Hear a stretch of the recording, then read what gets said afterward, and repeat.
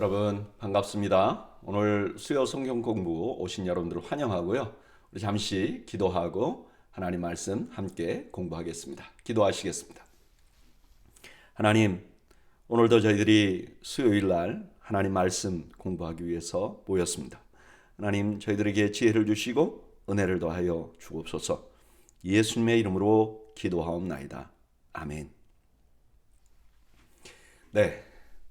저희가 로마서 말씀을 공부를 했고요. 그 다음에 디도서 말씀을 공부를 했고, 오늘부터는 예레미야서 말씀을 공부를 할 예정입니다. 새로운 성경으로 이제 들어가게 되는 것이고, 구약 성경입니다. 예레미야서는요, 구약의 대선지서 중에 하나입니다. 이게 소선지서와 대선지서에 나누는 것은 분량으로 나누었어요. 그래서 이사야, 예레미야, 에스겔, 다니엘까지는 좀 긴 성경이라서 대선지서라고 에스겔까지 부릅니다. 자, 예레미야서 1장 1절부터 공부를 시작하겠습니다. 1절, 베냐민 땅 아나돗의 제사장들 중 힐기야의 아들 예레미야의 말이라. 이 한마디에 굉장히 많은 의미가 내포되어 있습니다. 그 아나돗에 있는 제사장이 예레미야의 출신입니다. 이 아나돗이라는 곳은 어떤 곳이냐면 열왕기상 22장 26절에 보면 이런 말이 있어요. 왕이 제사장 아비아달에게 이르되 내 고향 아나돗으로 가라. 너는 마땅히 죽을 자이로되, 이렇게 말합니다.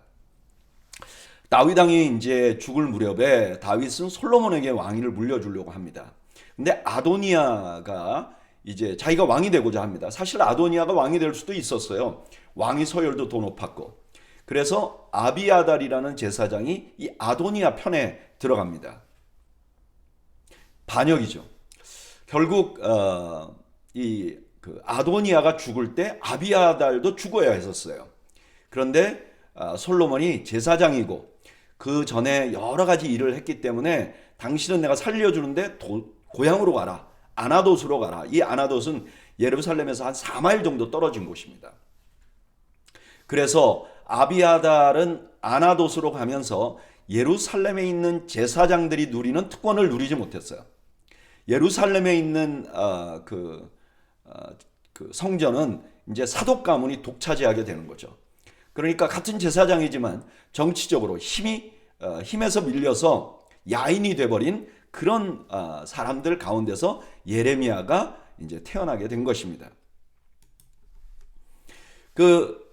이 예레미야서는 바로 그 예레미야가 하나님 앞에 예언을 받은 것을 기록한 성경입니다. 어떤 분들은 예레미야가 직접 기록하지 않았어 라고 생각하는 사람들도 있어요. 그런데 예레미야서 자체에 보면 예레미야 36장 1절 2절에 보면 하나님께서 예레미야에게 두루마리 책을 가져다가 거기다 내가 해준 말을 기록하라고 말해요. 근데 23절에 보면 왕이 이걸 다 칼로 잘라버리고 그리고 불태워버립니다. 근데 28절에 보면 이렇게 말해요. 너는 다시 다른 두루마리를 가지고 유다의 여호야김 왕이 불살은 첫 두루마리의 모든 말을 기록하고. 그러니까 왕이 불태웠지만 예레미야는 끊임없이 예레미야에게 주신 하나님의 말씀을 기록했다는 거예요. 그래서 이 예레미야서를 기록한 분은 바로 예레미야 선지자라는 걸 확신하게 되는 것이죠. 자, 이 예레미야가 언제 활동을 했는가? 2절, 아몬의 아들 유다왕 요시야가 다스린 지 13년에 여호와의 말씀이 예레미야에게 임하였고, 요시야의 아들 유다의 왕 여호야김 시대부터 요시야의 아들 유다왕 시드기야의 11년 말까지 곧 5월에 예루살렘이 사로잡혀 가기까지 임하니라. 지금 예레미야가 사역하던 시대를 이렇게 말합니다. 요시야부터 시드기야까지. 이때는 어땠는가? 이때 상황은 어땠는가? 국제적으로 보면요, 원래 이 근동 아시아의 패권 국가는 아시리아였어요. 그리고 그 아시리아에 조금 못 미치지만, 이 당시에는, 그전에는 뭐 더 강력했지만 이 당시에는 조금 못 미치지만 그래도 여전히 역할을 하고 있던 나라가 애굽이었어요. 그런데 이 아수르가 바벨론에게 패하면서 근동아시아의 국제 정세가 완전 급변하는 시기입니다. 그러니까 이 아시리아는 북이스라엘을 멸망시킨 나라예요. 그리고 한 100년쯤 지나는 거죠, 지금이. 그래서 이 아시리아가 그 바벨론에게 그 후에 멸망을 당하는 이런 시기에 지금 예레미야가 사역을 시작한 거예요. 그리고 국내적으로 보면 여러분 이제 남유다의 왕 중에서는 히스기야 왕이 대단한 왕이죠.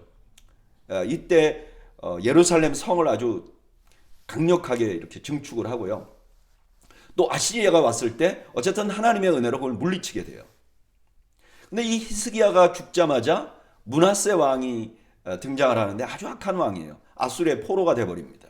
이때까지는 아수르가 여전히 강력했어요. 그 다음에 아몬 왕이 되었는데 살해당합니다. 요시야 왕이 8살에 이제 왕위에 올라요.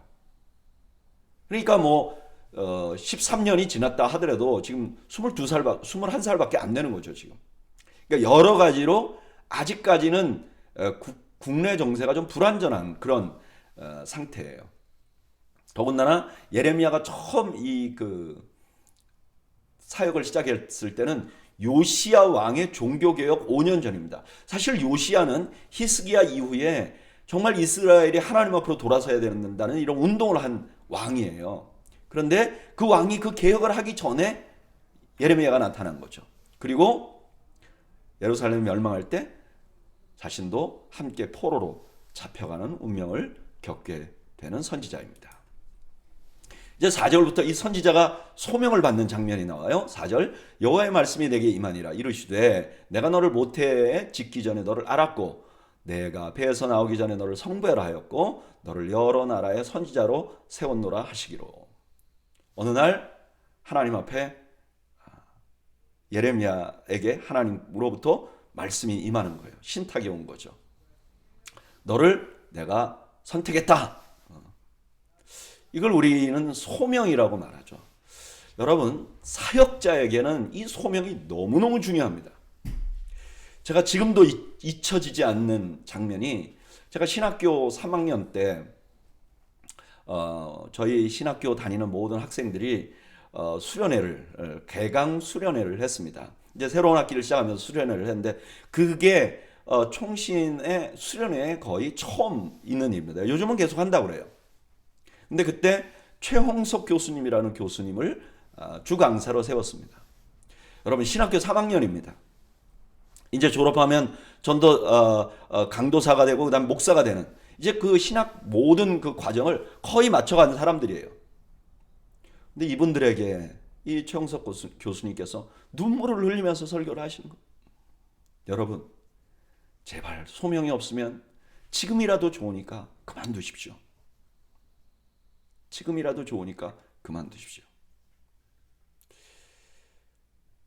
저는 이 말이 요즘 무슨 말인지 좀 알 것 같아요.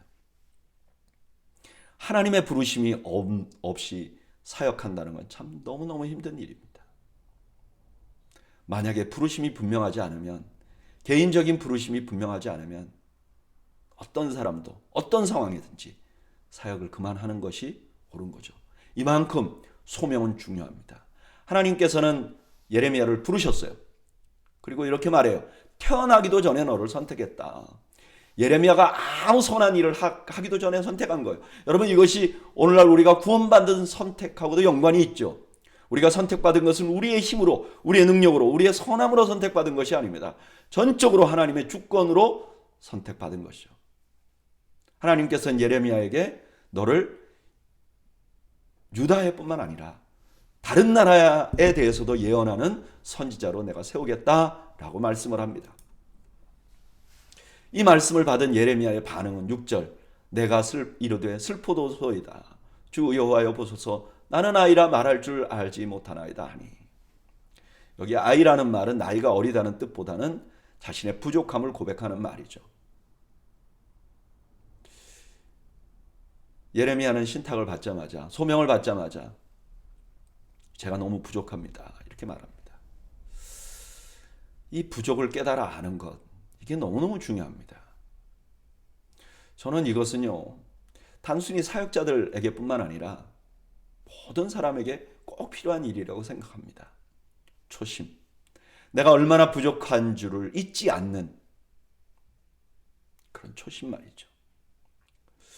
저는 우리 더웨이 교회도 개척되는 첫날 예배, 우리 장목사님과 우리 장로님들이 또 집사님들이 첫 예배를 드리면서 하나님 앞에 눈물을 흘리면서 예배를 시작했다고 들었어요. 그 눈물의 의미는 여러 가지가 있겠죠. 그런데 아마도 그 눈물의 의미 중에 하나는 하나님, 내가 많이 부족합니다. 아마 그런 고백도 포함되어 있을 줄 압니다.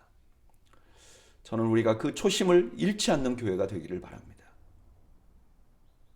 초심.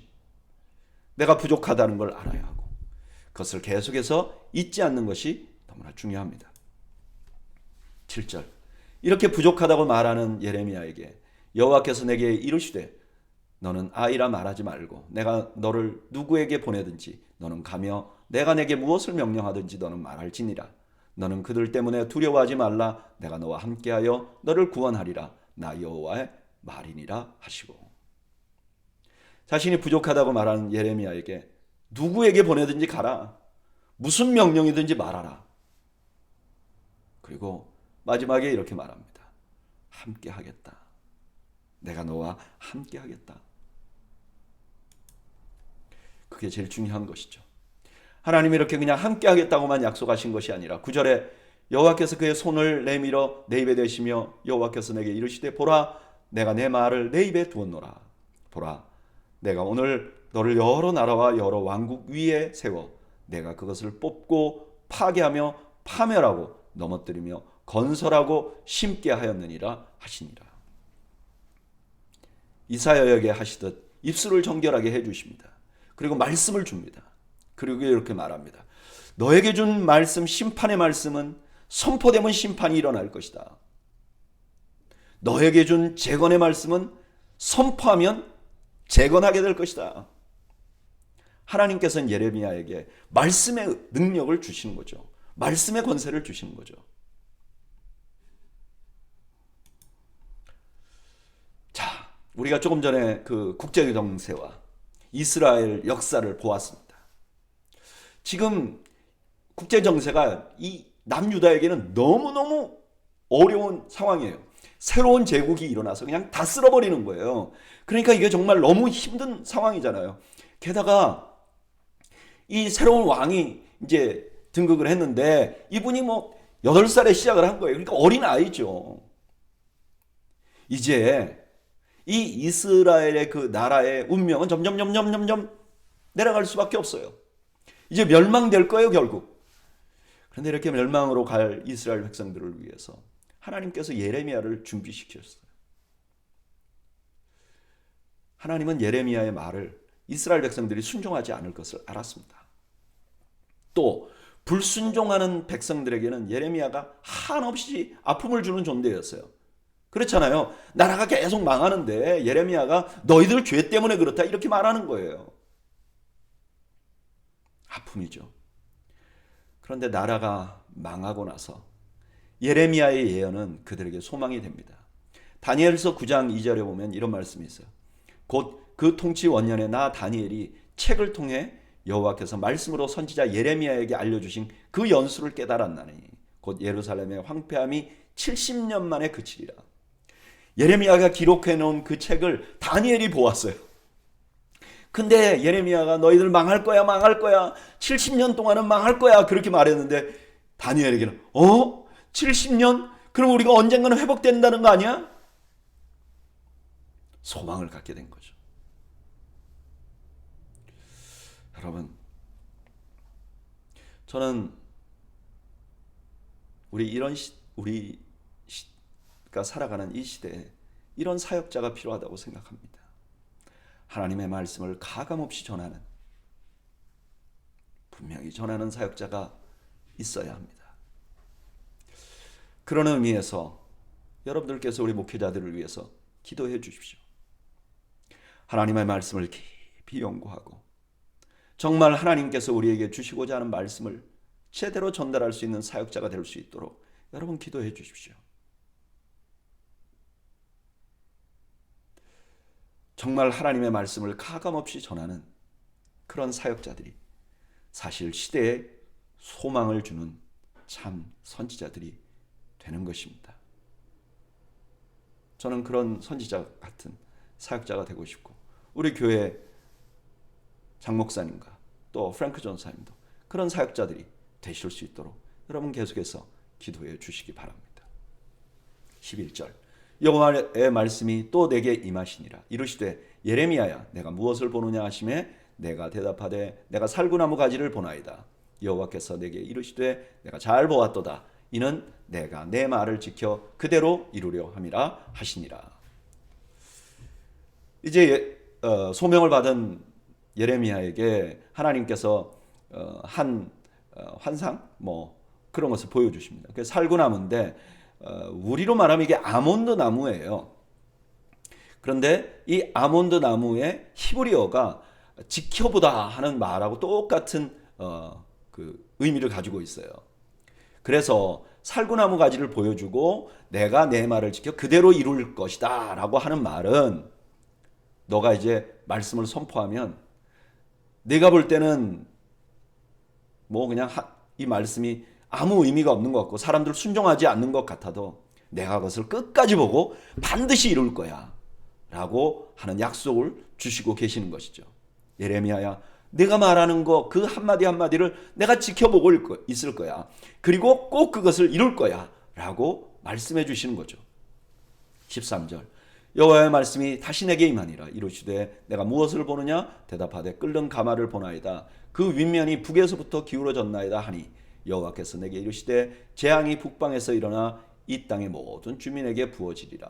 내가 북방 왕국들의 모든 족속들을 부를 것인즉 그들이 와서 예루살렘 성문 어귀에 각기 자리를 정하고 그 사방 모든 성벽과 유다 모든 성읍을 치리라. 여호와의 말이니라. 예레미야에게 하나님께서 첫 번째로 주신 말씀이 이제 북쪽에서, 그러니까 바벨론이겠죠? 북쪽에서 재앙이 올 것이다. 그들이 쳐들어와서 예루살렘을 쑥대밭으로 만들 것이다 라는 말씀을 주고 있는 것이죠. 16절 무리가 나를 버리고 다른 신들에게 분향하며 자기 손으로 만든 것을 절하였은즉 내가 나의 심판을 그들에게 선고하여 그들의 모든 죄악을 징계하리라. 이렇게 하나님께서 북방의 국가들을 동원해서 이스라엘을 치게 하는 것은 그들이 우상 숭배했기 때문이라는 거예요. 지금 예레미야가 사역을 시작했을 때는 요시야의 종교개혁이 있기 전이었어요. 그러니까 유다 나라가 그냥 온통 우상 숭배에 물들어 있었어요. 므낫세와 아몬을 거쳐서.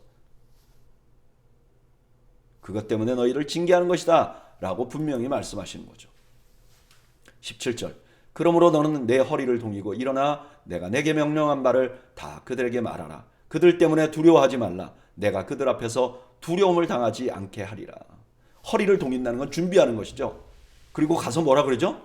내가 내게 명령한 말을 다 말하라는 거예요. 싹 다 하나도 빼놓지 말고 말하라는 거예요. 그러면 너의 상황이 두려울 만한 상황이 될 것이라는 거예요. 그러나 두려워하지 말라. 두려워하지 않도록 내가 만들어 줄 것이라고 약속하시는 거예요. 18절 보라 내가 오늘 너를 그 온 땅과 유다 왕들과 그 지도자들과 그 제사장들과 그 땅 백성 앞에 견고한 성읍 쇠기둥 놋 성벽이 되게 하였은즉 그들이 너를 치나 너를 이기지 못하리니 이는 내가 너와 함께하여 너를 구원할 것임이니라. 여호와의 말이니라. 백성들이 하나님의 말씀을 전하는 선지자를 만만하게 보지 못하게 해주겠다는 거예요. 여러분, 말씀 사역자는요, 말씀을 똑바로 전하는 게 가장 중요한 의무입니다.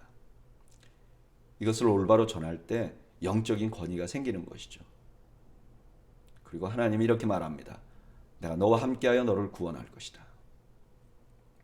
사실 예레미야 일생을 보면 참 많은 미움을 받습니다. 구덩이에도 빠져야 하고 그리고 마지막에는 포로로 같이 잡혀갑니다. 그러나 예레미야는 하나님께서 보호해 주십니다. 그리고 다시 예루살렘으로 귀환합니다. 하나님은 지금 예레미야에게 주는 약속을 지키셨습니다.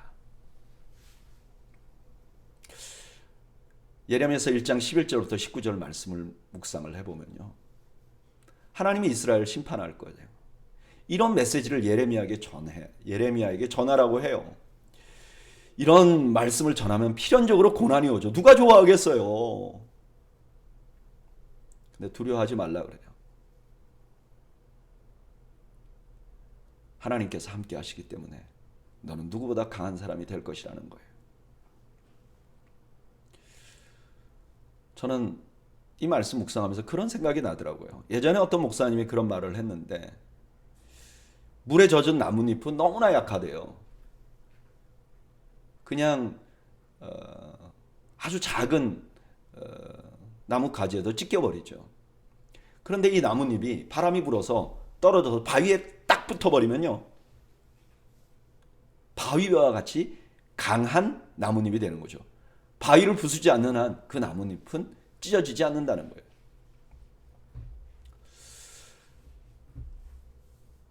저는 이 말씀 묵상하면서 이런 생각이 들더라고요. 사역하는 자들에게는, 하나님의 말씀을 올바로 전하는 자들에게는 고난이 있습니다.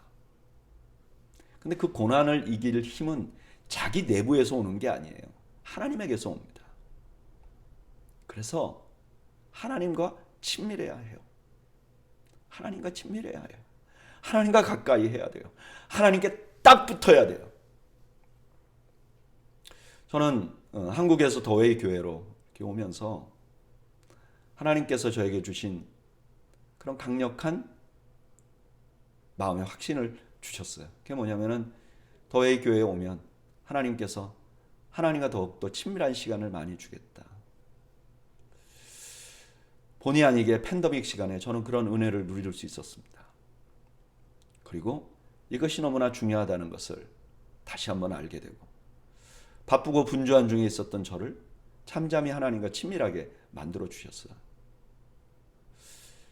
저는 그 점에 있어서 너무 감사합니다. 근데 여러분, 이런 일은 목회자나 선지자들에게만 있는 것일까요? 사실 이 땅에서 하나님의 말씀대로 살아가려면 쉽지 않습니다. 고난이 있습니다. 별나게 산다고 그럽니다. 또 사단은요, 하나님의 말씀 따라 사는 사람들을 그냥 두지 않습니다. 자꾸 어려움을 줍니다. 그래서 넘어지기가 쉽습니다. 넘어질랑 말랑합니다. 그때 환경을 보면 분노합니다. 좌절됩니다. 두렵습니다. 그런데 나뭇잎이 바위에 붙듯이 그때 하나님께 찰싹 붙어야 합니다. 하나님과 더 친밀해져야 합니다.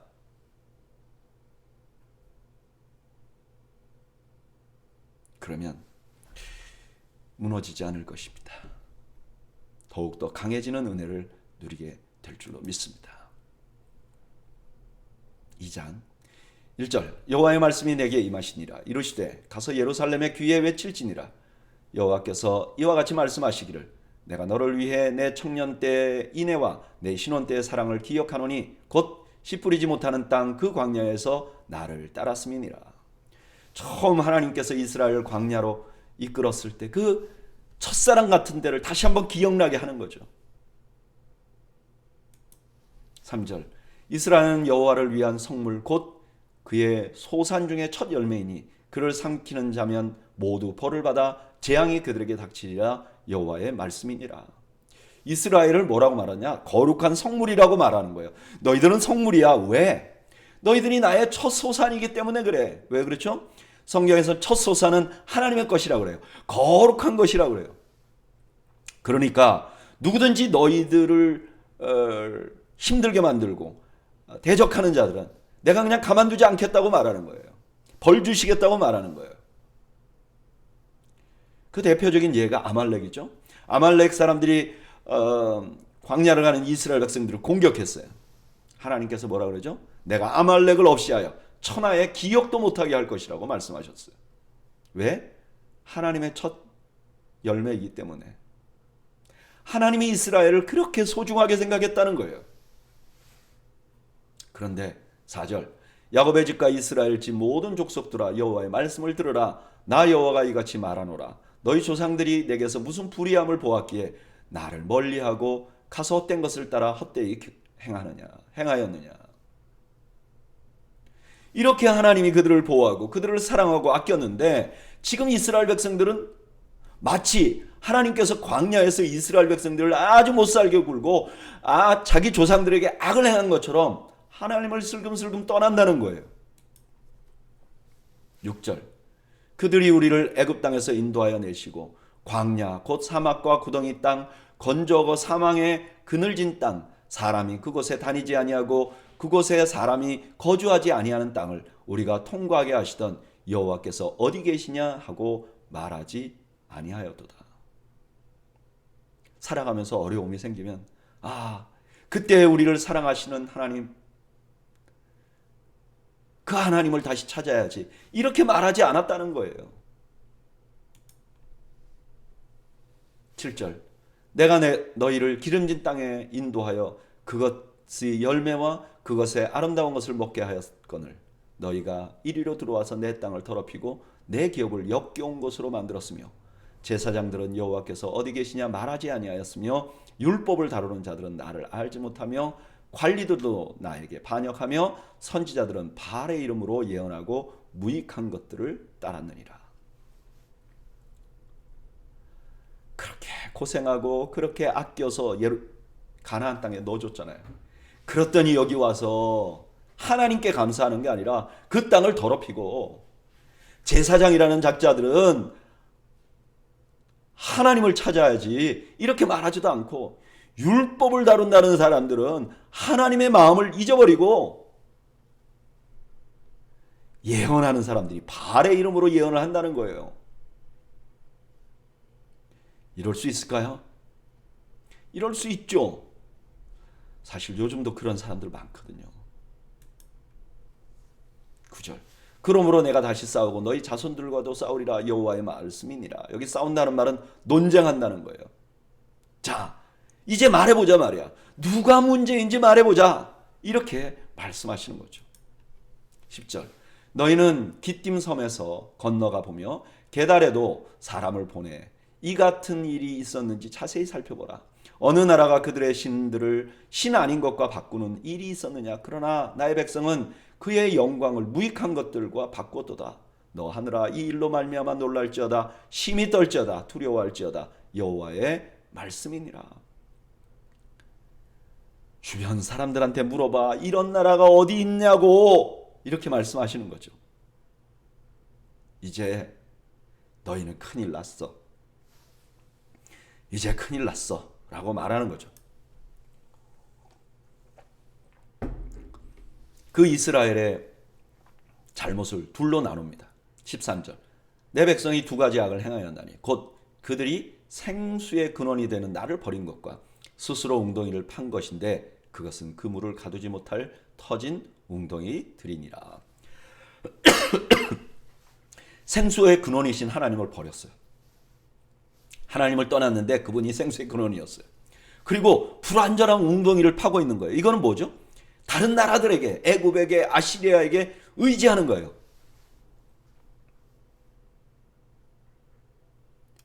이게 너희들의 죄악이다 이렇게 말하는 거죠.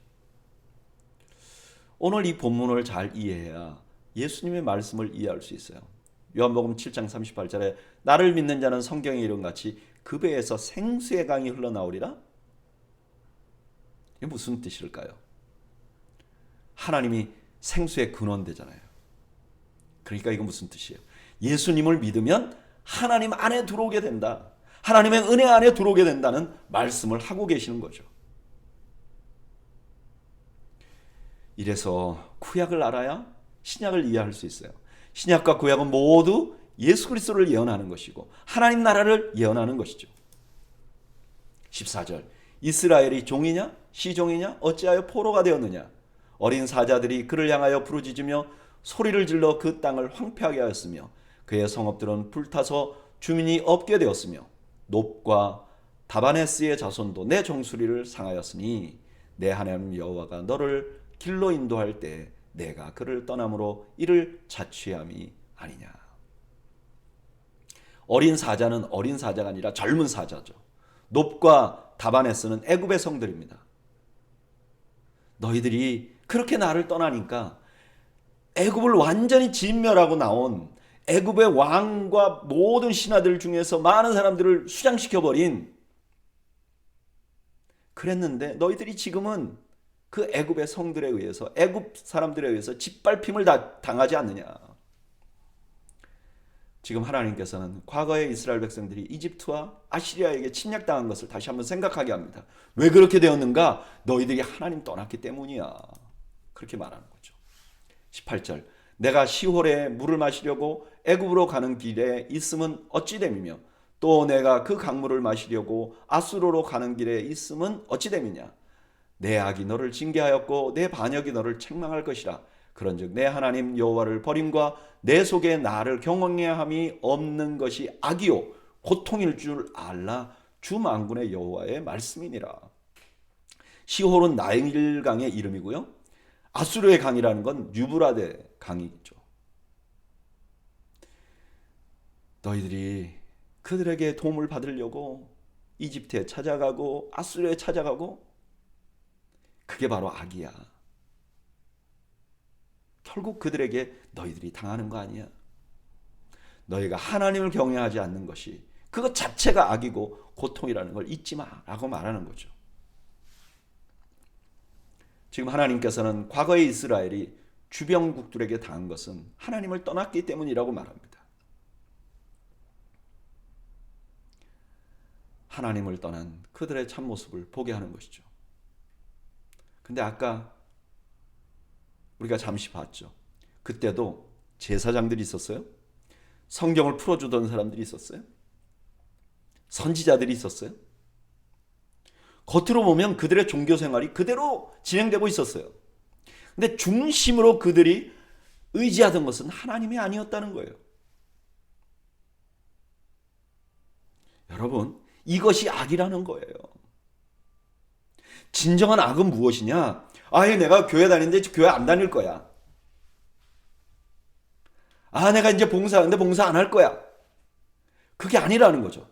난 여전히 일어나서 기도하고, 난 여전히 하나님 말씀을 따라 산다고 말하고, 난 교회를 다니고 있고, 나는 여전히 똑같이 봉사도 하고 있는데 중심에 내가 의지하는 것이 하나님이 아닐 때, 그때 그게 죄고 악이라는 거예요. 내가 무엇을 의지하고 있는지를 보아야 돼요. 참 생수 대신 하나님을 의지하고 있어야 된다는 거예요. 그렇지 않으면 그거 자체가 악이라는 거예요. 여러분, 예수 믿는 사람들이 하나님만을 의지해야죠. 하나님을 최종적으로 의지해야죠. 물론 우리가 하나님이 주신 것들을 잘 이용해야 합니다. 우리의 건강도 잘 관리해야 되고, 우리가 물질도 잘 관리해야 되고, 대인관계도 잘 관리해야 됩니다. 그리고 그렇게 하는 것이 중요해요. 그러나 그것을 나의 최종적인 의지처로 삼으면 안 됩니다. 도둑질하고 사람을 죽이는 게 악이 아니라 하나님을 의지하지 않는 것 자체가 악이라고 지금 말하고 있는 것입니다. 20절, 내가 옛적부터 내 멍에를 꺾고 내 결박을 끊으며 말하기를 나는 순종하지 아니하리라 하고, 높은 산 위에서와 모든 푸른 나무 아래서 너는 몸을 굽혀 행음하도다. 내가 너를 순전한 참종자 곧 귀한 포도나무로 심었거늘 내게 대하여 이방 포도나무의 악한 가지가 됨은 어찌 됨이냐. 이스라엘의 어느 순간에요, 하나님이 주신 그 특별한 백성으로 삼으신 것을 멍해로 생각하는 거예요. 결박으로 생각하는 거예요. 하나님 믿으니까 정말 복잡해. 주일날은 교회 가야 되고 헌금하라 그러고, 이런 게 의무같이 짐같이 느껴진다는 거예요. 그래서 이방 신상들에게 철하게 된다는 거예요. 하나님이 이렇게 말하죠. 내가 분명히 너를 진짜 참 포도나무, 나를 섬기는 포도나무로 심었는데 이거 정말 왜 이렇게 악한 자가 되었는가, 이렇게 말하는 거죠. 22절, 주 여호와의 말씀이니라. 내가 제물로 스스로 씻으며 내가 많은 비누를 쓸지라도 내 죄악이 내 앞에 그대로 있으리니 내가 어찌 말하기를 나는 더럽혀지지 아니하였다, 바알의 뒤를 따르지 아니하였다 하겠느냐. 골짜기 속에 있는 내 길을 보라. 내 행한 바를 알 것이니라. 발이 빠른 암낙타가 그의 길을 어지러이 달리는 것과 같았으며. 죄가 너무 많아서 씻을 수도 없을 만큼 많은데 난 죄가 없습니다 이렇게 말한다는 거예요.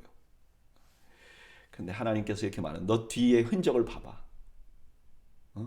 너 뒤에 걸어온 길을 봐.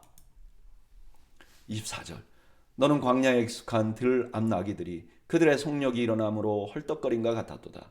그 발전기에 누가 그것을 막으리요. 그것을 찾는 것들이 수고하지 아니하고 그 발전기에 만나리라. 내가 또 말하기를 내 발을 제어하여 벗은 발이 되게 하지 말며 목을 가라게 하지 말라 하였으나 오직 너는 말하기를 아니라 이는 헛된 말이라. 내가 이방 신들을 사랑하였은즉 그를 따라가겠노라 하도다. 이방 신들을 섬기는데 이렇게 열정적으로 섬겼다는 거예요. 여기 벗은 발이 되게 하지 말라, 이 말은 신발을 잊어버릴 정도로 막 그렇게 우상숭배에 열정을 내지 말라는 거예요. 너무 급하게 다니라 마실 물도 없을 만큼 그렇게 급하게 다니지 말라는 거예요. 하나님이 그렇게 하지 말라고 했는데 아니라 나는 이방신들을 사랑하는 즉 그를 따라가겠노라 이렇게 말한다는 거예요.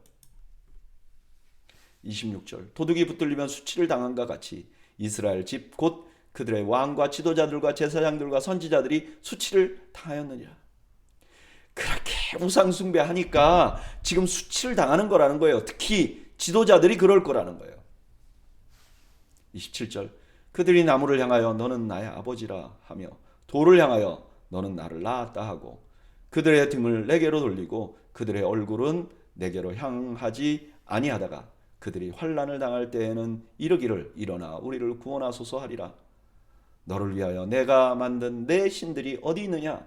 그것들이 내가 환난을 당할 때 구원할 수 있으면 일어날 것이니라.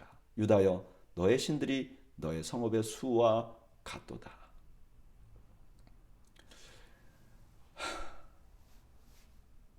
여러분, 이들이 나무나 돌을 향해서 내 아버지라, 내가 나를 낳았다, 내 어머니라 이렇게 말한다는 거예요.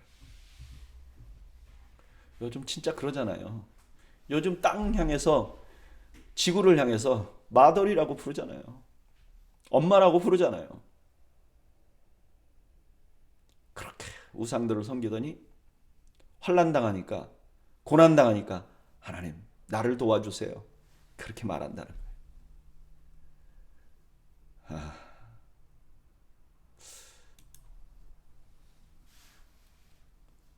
저는 이 말씀 묵상하면서 바로 그 말씀이 지금 오늘날 우리의 모습과 참 너무 닮았다 하는 생각이 듭니다.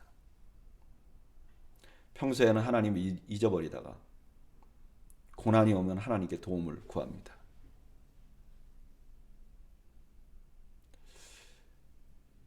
그러고 나서 괜찮아지면 또 잊어버립니다.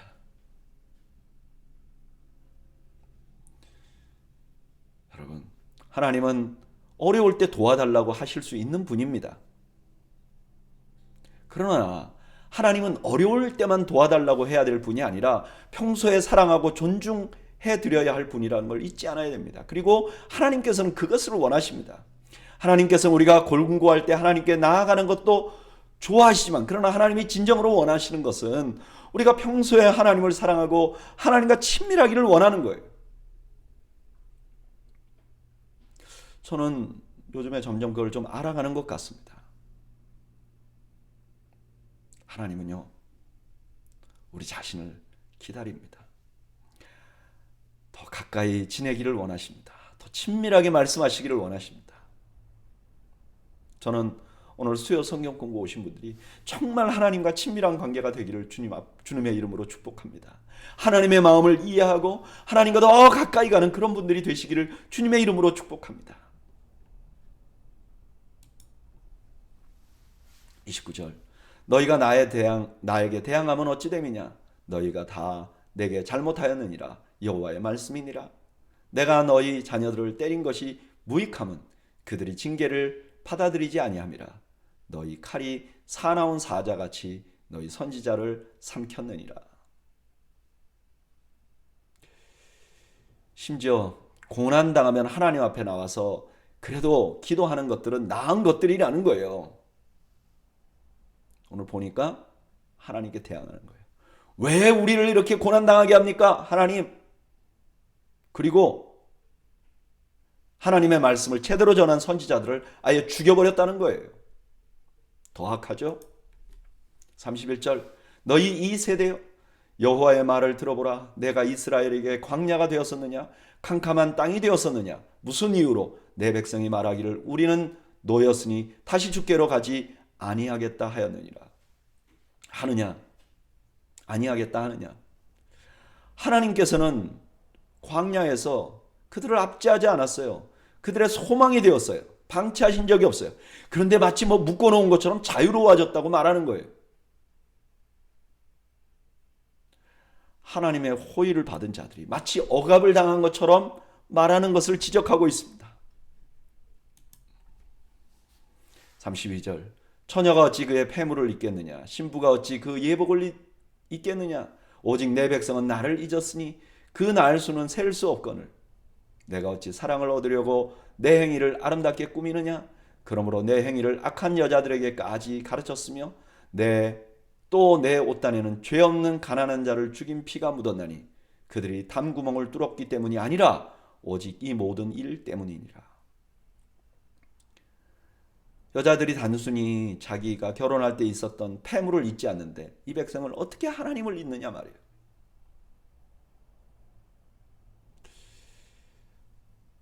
그냥 잊어버린 것뿐만 아니라 다른 사람들에게도 그렇게 하라고 권하고 말이죠. 여기 가난한 자는 아마 선지자였을 가능성이 있습니다. 하나님의 말씀을 전하는 선지자를 도둑도 아닌데 도둑같이 죽여버린 거예요. 35절 그러나 너는 말하기를 나는 무죄하니 그의 진노가 참으로 내게서 떠났다 하거니와 보라 내 말이 나는 죄를 범하지 아니하였다 하였으므로 내가 너를 심판하리라. 가장 중요한 범죄는 뭐죠? 그렇게 하면서도 자기가 죄 없다고 생각하는 거예요. 이런 분들은 심판을 받을 것입니다. 가장 중요한 죄는 뭐예요?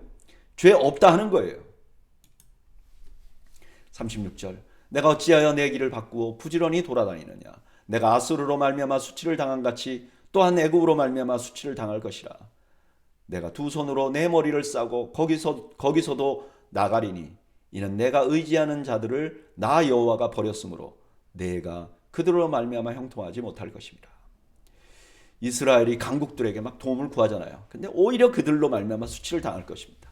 사실 그렇잖아요. 역사적으로 강국에게 이렇게 도움을 구해갖고 영원히 그 강국이 약소국을 보호한 적이 있습니까? 그런데 이스라엘 백성들은 그렇게 했다는 거예요. 하나님이 이렇게 말하는 거예요. 너는 그들에게 도움을 받을 수 없어. 왜냐하면은 내가 그들 뒤에 그들을 조종할 수 있는 그들을 통치하고 있는 참 왕이야. 내가 그들을 버렸어. 선을 행할 리가 없어. 이렇게 말하는 거죠. 여러분, 우리가 고난이 있을 때 가장 중요한 것은요. 우리가 자신을 돌아보는 것입니다. 만약에 하나님께서 징계하셨을 때 우리가 자신을 돌아보면 기회가 있는 거 아닙니까? 그죠? 선지자들이 예레미야가 지금 말할 때 그 불편하죠. 근데 자기를 돌아보면 살 수 있는 거죠. 근데 이스라엘 백성들은 자기가 죄 없다고 생각한 거예요. 그래서 결국은 기회를 잃어버린 것입니다. 여러분, 가장 중요한 축복은요, 자신을 돌아보는 거예요. 회개하는 거예요.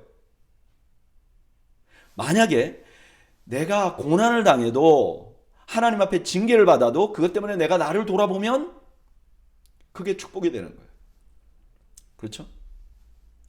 내가 환난을 당하고 불행을 당해도 그 불행당하는 것 때문에 나를 돌아보면 그것이 나중에 결국은 축복이 될 수 있어요. 아픔이 축복이 될 수 있어요. 여러분, 제일 중요한 것은 나를 돌아보는 것입니다. 내가 어떤 존재인지를 돌아보는 것입니다.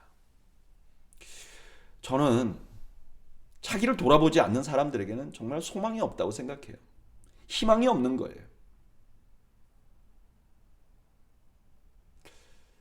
오늘 수요 성경 공부 오신 여러분들은 어떤 일이 있더라도 우리 자신을 돌아보는, 그럴 때마다 자신을 돌아보고 자신의 부족함을 깨달아 아는 그런 축복을 누리시기를 주님의 이름으로 축복합니다. 3장 1절, 그들이 말하기를 가령 사람이 그의 아내를 버림으로 그가 그에게서 떠나 타인의 아내가 됐다 하자 남편이 그를 다시 받겠느냐? 그리하면 그 땅이 크게 더러워지지 아니하겠느냐 하였느니라. 내가 많은 무리와 행음하고서도 내게로 돌아오려느냐? 여호와의 말씀이니라. 이 말씀은 신명기 24장 4절 하나님께서 하신 말씀이에요. 여인이 이제 뭐 간음을 했다든지 이렇게 해서 아내를 버리잖아요. 그럼 다른 사람이 이제 그 사람과 결혼했는데 그 결혼한 여자를 다시 데리고 오는 거는 이거는 말이 안 된다. 이렇게 말했어요, 이미. 그러니까 이건 상식이에요. 이런 사람은 받아주지 않는다. 이게 상식이라는 거예요. 그 상식을 먼저 말해요. 왜 말하는지 나중에 보면 알 수 있죠. 2절. 내 눈을 들어 헐벗은 산을 보라. 내가 행음하지 아니한 곳이 어디 있느냐? 내가 길가에 앉아 사람들을 기다리는 것이 광야에 있는 아라바 사람 같아서 음란과 행악으로 그 이 땅을 더럽혔도다. 그러므로 단비가 그쳤고 늦은 비가 없어졌느니라. 그럴지라도 내가 창녀의 낯을 가졌으므로 수치를 알지 못하느니라. 아라바 사람들은, 사람이라는 사람은 어떤 사람들이냐? 이제 광야에서 이제 기다렸다가 지나가는 대상들을, 상인들을 약탈하는 강도 같은 사람들이에요. 그러니까 이렇게 말하는 거죠. 너희들이 헐벗은 산을 봐라. 이게 너희들이 우상 숭배하지 않는 곳이 어디 있느냐? 원래 이제 가나안 땅의 우상들은 숲에서 해요. 산에서 해요. 나무에다 해요. 그런데 산이 다 헐벗었는데도 했단 말이에요. 그러니까 얼마나 열심히 했냐 말이에요.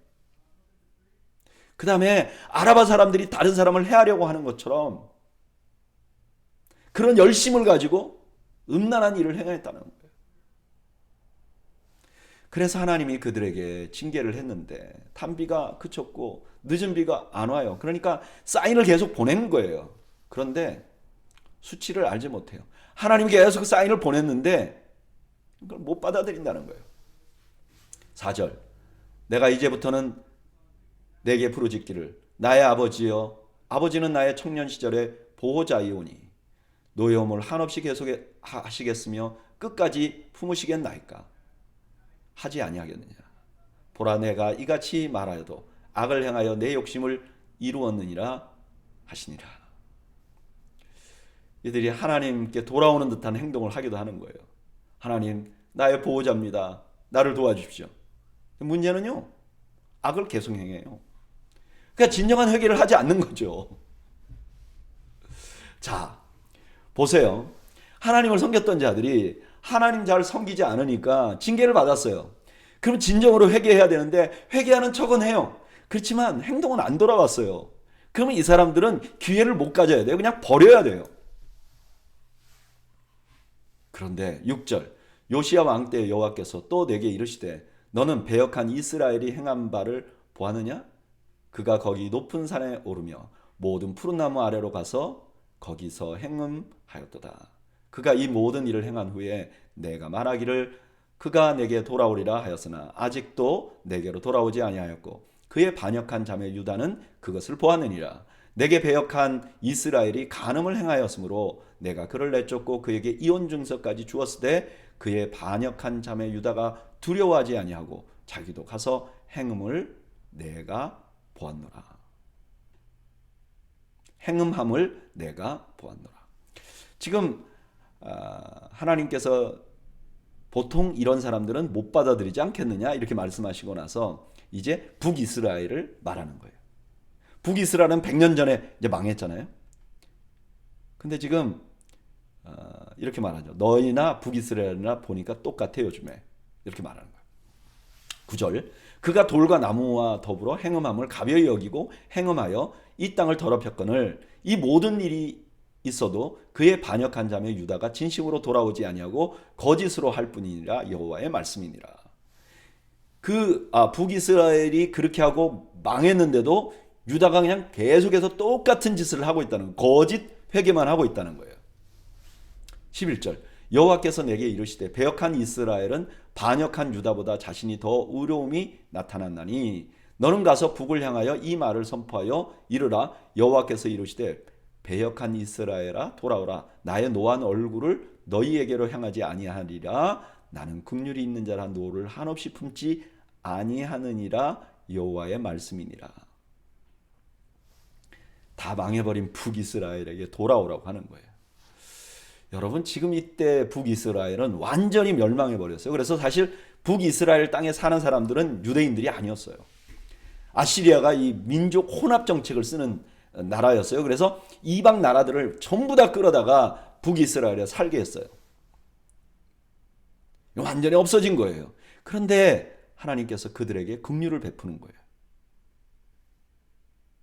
자, 1절부터 시작해서 절대 받을 수 없는 받아줄 수 없는 여인에 관한 이야기를 하고 지금 북이스라엘의 얘기를 하니까 사람들이 듣기에 북이스라엘이 그 여인과 똑같다라고 생각했는데 하나님 그 북이스라엘에게도 긍휼을 베푸는 거예요.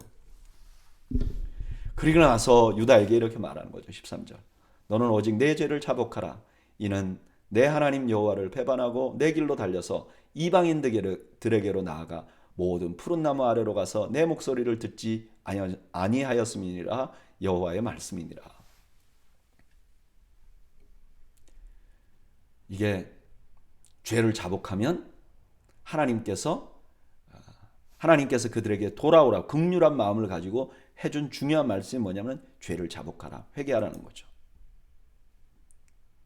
북이스라엘에게 그렇게 했다는 거예요. 14절 여호와의 말씀이니라.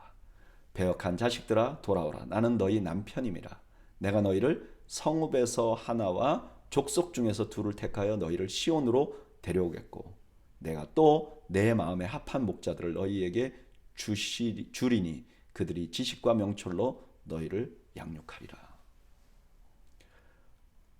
자, 이렇게 해놓고 남유다 사람들에게 이렇게 말하는 거야. 돌아오라. 돌아오라. 여기 너무너무 중요한 말씀이 있죠. 배역한 자식들아. 나는 너희의 남편이다. 하나님을 이렇게 말하는 거예요. 아버지와 남편으로. 조금 전에 얘는 남편으로만 생각하니까 자기에게 악을 행하고 또 간음을 한 여인을 다른 사람에게 또 이미 시집간 여인을 다시 받을 수 없잖아요. 그런데 하나님은 여전히 긍휼한 마음을 갖고 있어요. 그 마음을 북이스라엘을 통해서 보여주세요. 그리고 남유다에게는 이렇게 말해요. 나는 너의 아버지다 이렇게 말하는 거예요. 그러니까 하나님이 아버지와 남편이 되는 거죠. 그러니까 얼마든지 받아줄 수 있다는 거예요. 그리고 돌아오면 그냥 단순히 돌아오게만 하는 것이 아니라 어떤 어떤 축복을 주는가? 좋은 지도자를 선물로 주겠다는 거예요. 여러분 하나님 말씀 그렇게 안 듣던 백성들에게 돌아오라. 그러면 내가 너희들에게 진짜 좋은 지도자를 줄 것이야. 16절 여호와의 말씀이니라. 너희가 이 땅에서 번성하여 많아질 때에는 사람들이 여호와의 괴를 다시는 말하지 아니할 것이요 생각하지 아니할 것이요 기억하지 아니할 것이요 찾지 아니할 것이요 다시는 만들지 아니할 것이며 이들이 회개하고 돌아오면 언약궤가 없는 날이 될 것이라는 거예요. 여러분 언약궤가 없는 날이 어떻게 해서 이스라엘에게 축복이죠? 구약 사람들은 이해할 수가 없는 거예요. 근데 예수님이 이렇게 말씀하셨죠. 하나님은 영이시니 예배하는 자가 영과 진리로 예배할지니라. 과거에는 언약궤로 예배를 그 성전을 만들어서 거기서 제사했는데 이제는 아니라는 거예요.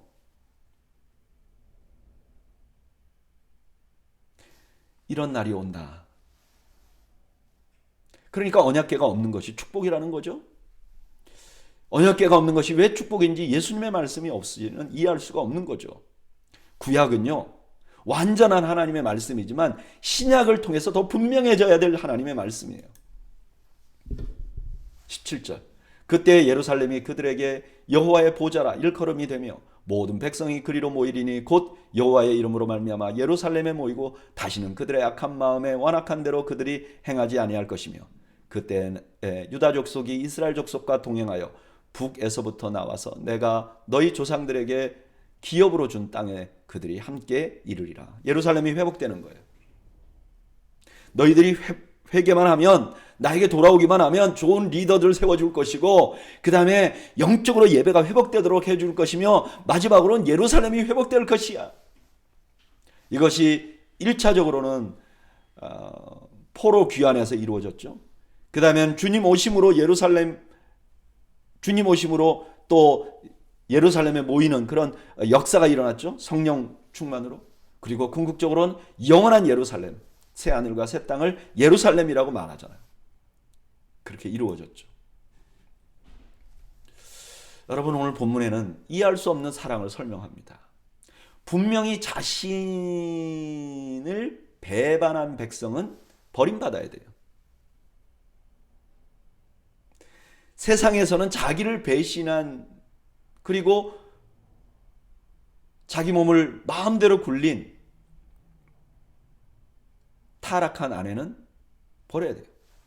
그리고 다시 받는 일이 없어요. 그런데 세상은 이렇게 이해할 수 없는 그런 일을 지금 하나님은 하시는 거죠. 왜죠? 마음속에 긍휼이 있으시기 때문에 받아주실 거라는 거예요. 우리가 그동안 그렇게 하나님의 속을 썩였지만, 그러나 돌아가기만 하면 그냥 받아주신다는 거예요. 돌아가기만 하면. 그래서 여러분, 회개는요, 우리에게 엄청난 축복으로 가는 문입니다. 그래서 사도들이 이렇게 말하는 거죠. 그러므로 너희가 회개하고 돌이켜 너희 죄 없이 함을 받으라. 이같이 하면 새롭게 되는 날이 주 앞으로부터 이를 것이요. 여러분, 우리 하나님은 우리를 기다리고 계십니다. 회개하고 주님 앞으로 돌아가야 하는 것입니다. 그러면 하나님께서 준비하신 축복을 우리에게 주실 것입니다. 19절, 내가 말하기를 내가 어떻게 하든지 너를 자녀들 중에 두며 허다한 나라들 중에 아름다운 기업인 이 귀한 땅을 내게 주리라 하였고, 내가 다시 말하기를 너희가 나를 나의 아버지라 하고 나를 떠나지 말 것이니라 하였노라. 하나님, 떠나지 말기를 간절히 바라는 거죠. 하나님이 왜 이렇게 하셔야 될까? 그냥 벌 주면 되는데 떠나지 말아달라고 간곡히 당부하는 거죠. 20절, 그런데 이스라엘 족속아 마치 아내가 그의 남편을 속이고 떠나간 같이 너희가 확실히 나를 속였느니라. 여호와의 말씀이니라. 소리가 헐벗은 산 위에 들리니 곧 이스라엘 자손이 애곡하며 간구하는 것이라. 그들이 그들의 길을 굽게 하며 자기 하나님 여호와를 잊어버렸음이로다. 그러나 이스라엘 백성들은 회개하지 않았어요. 회개하는 척하긴 했어요. 그러나 하나님께 진정으로 돌아오지 않았어요.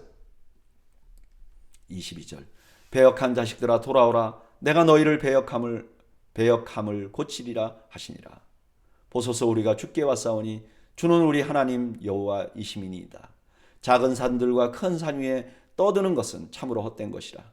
이스라엘의 구원은 진실로 우리 하나님 여호와께 있나이다. 배역한 자식들아 돌아오라 이렇게 말하니까 이제 일부 사람들이 응답하는 거죠. 여호와가 우리 하나님이십니다. 우상 숭배가 헛된 것입니다. 그리고 이스라엘의 구원이 하나님께 있습니다. 24절, 부끄러운 그것이 우리가 청년 때로부터 우리 조상의 산업인 양떼와 소떼와 아들들과 딸들을 삼켰사온 즉 우리는 수치 중에 눕겠고 우리의 치욕이 우리를 덮을 것이니 이는 우리와 우리 조상들이 청년 때로부터 오늘까지 우리 하나님 여호와께 범죄하여 우리 하나님 여호와의 목소리에 순종하지 아니하였음이니이다. 외부의 침략으로 자신들의 가족을 잃어버리고 재산을 잃어버린 이유가 그들이 하나님 말씀을 순종하지 않았기 때문이라고 말합니다. 자, 이렇게 고백하는 그들에게 4장 1절 여호와께서 이르시되 이스라엘아 내가 돌아오려거든 내게로 돌아오라. 내가 만일 나의 목전에서 가증한 것을 버리고 내가 흔들리지 아니하며 진실과 정의와 공의로 여호와의 삶을 두고 맹세하면 나라들이 나로 말미암아 스스로 복을 빌며 나로 말미암아 자랑하리라. 이스라엘에게, 이런 고백을 하는 이스라엘에게 돌아오라, 돌아오라. 그런데 진정한 회개는 뭐죠? 우상을 버리고 그 다음에 삶이 변화되어야 된다는 거예요. 여러분, 진정한 회개는 삶의 변화가 동반돼야 돼요. 이렇게 이들이 삶이 변화되면 이방 사람들이 오히려 하나님께 영광을 돌릴 것이라는 거예요. 그러면서 이것을 좀 더 구체적으로 이렇게 말합니다. 3절, 여호와께서 유다와 예루살렘 사람들에게 이와 같이 이르노라. 너희 묵은 땅을 갈고 가시덤불에 파종하지 말라. 여기 묵혀둔 땅은 뭐죠? 처음에 하나님을 사랑했던 그 땅. 그 마음 말이죠. 그 마음밭. 그걸 그냥 다 방치하고 묵혀놨어요. 근데 이제 다시 가서 그걸 갈라는 거예요. 처음 사랑을 회복하라는 거예요. 그리고 지금 죄된 삶에다 자꾸 씨 뿌리지 말라는 거예요. 가시덤불을 걷어내라는 거예요. 악한 삶을 걷어내라는 거예요. 4절, 유다인과 예루살렘 주민들아, 너희는 스스로 할례를 행하여 너희 마음 가죽을 베고 나 여호와께 속하라. 그리하지 아니하면 너희 악행으로 말미암아 나의 분노가 불같이 일어나 사르리니 그것을 끌 자가 없으리라. 마음의 할례를 하라고 합니다. 이게 원래 하나님의 할례의 목적이었어요. 신명기 10장 16절에 보면 그러므로 너희는 마음의 할례를 행하고 다시는 목을 곧게 하지 말라. 이스라엘의 할례를 행한 것은 마음의 할례를 행하라는 거예요. 로마서 2장 29절, 오직 이면적 유대인이 유대인이며 할례는 마음에 할지니 영에 있고 율법 조문에 있지 아니한 것이라. 할례는 어떤 뜻이죠? 내가 죽고 내가 무능하다는 걸 인정하고 내가 죄인이라는 걸 인정하고 그것을 굴려버리는 거잖아요. 그 수치를 굴려버리는 거잖아요. 그렇게 하라는 거예요. 죄인임을 인정하고 그 수치를 굴려버리라는 거예요.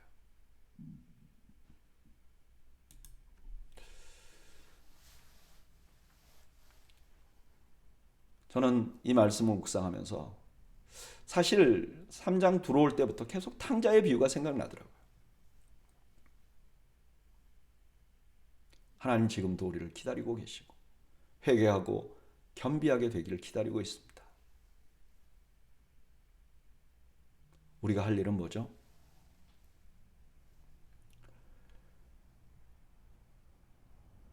묵혀두었던 옛 땅, 거기를 다시 가는 것입니다.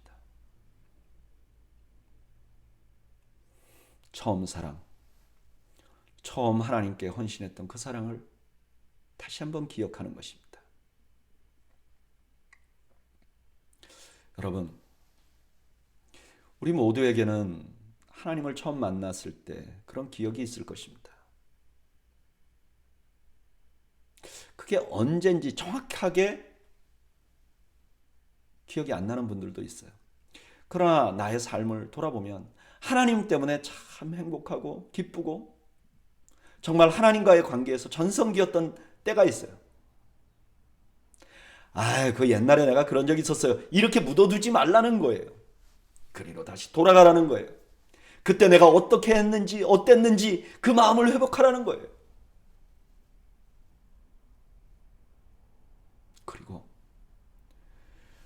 그동안에 내 자아가 자라고 내가 그 첫사랑을 묻어두고 내 마음대로 살고 내 중심으로 살았던 그 수치를 마음의 할례를 행하듯이 잘라내버리라는 거예요.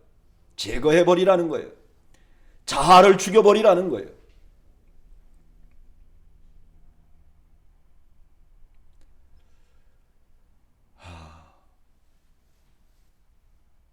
저는 이 말씀 오늘 성경 공부 준비하면서 참 마음이 좀 아픈 것은 오늘 성경 공부에서 하나님의 마음을 좀 느낄 수 있는 것 같아요. 기다리시는 하나님.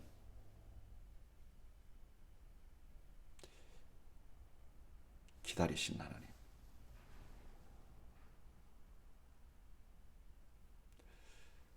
오늘 성경 공부 오신 여러분, 여러분들의 첫사랑은 언제이죠? 여러분들의 묵은 땅은 어디입니까? 오늘 성경 공부하고 나서 우리의 묵은 땅을 다시 돌아봅시다. 그리고 그것을 다시 갈아냅시다. 그래서 그 첫사랑에 싹이 나고 열매가 맺히도록 씨를 뿌려봅시다. 그래서 우리의 믿음의 전성기가 다시 회복되는 그런 은혜가 저와 여러분들에게 가득하는 그런 축복의 시간이 여러분들 모두에게 임하시기를 주님의 이름으로 축복합니다. 기도하겠습니다. 하나님, 오늘 예레미야 성경을 통해서 하나님의 마음을 알게 하시니 감사합니다. 하나님,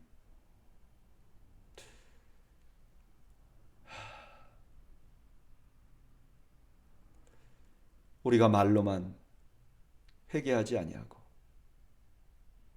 처음 사랑을 회복하며 하나님 앞에 진정으로 돌아갈 수 있는 저희 모두가 될 수 있도록 도와주시고 첫사랑을 회복해 그 은혜를 누리는 우리 모두가 될 수 있도록 자비를 베풀어 주시옵소서.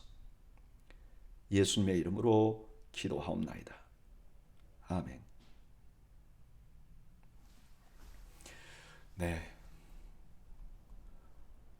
여러분들 모두에게 오늘 말씀 가운데 있었던 하나님의 은혜가 충만하시기를 바라고 이 저녁에 여러분들의 가정에 하나님이 주시는 한없는 평강이 넘치시기를 주님의 이름으로 축원합니다. 감사합니다.